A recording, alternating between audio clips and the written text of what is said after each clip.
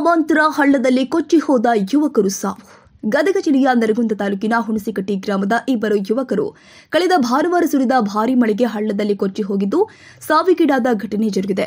ಬೈಕ್ನಲ್ಲಿ ನರಗುಂದ ಪಟ್ಟಣಕ್ಕೆ ತೆರಳುತ್ತಾ ಇದ್ದ ಸಂದರ್ಭದಲ್ಲಿ ನೀರಿನ ರಭಸಕ್ಕೆ ಹಳ್ಳದಲ್ಲಿ ಇಬ್ಬರು ಯುವಕರು ಕೊಚ್ಚಿ ಹೋಗಿದ್ದು ಶವವಾಗಿ ಪತ್ತೆಯಾಗಿದ್ದಾರೆ. ಹುಣಸಿಕಟ್ಟಿ ಗ್ರಾಮದ ಶಿವಪ್ಪ ಅವರಾದಿ ಹಾಗೂ ಮಣಿಕಂಠ ಮಲ್ಲಾಪುರ್ ಮೃತಪಟ್ಟ ದುರ್ದೈವಿಗಳಾಗಿದ್ದಾರೆ.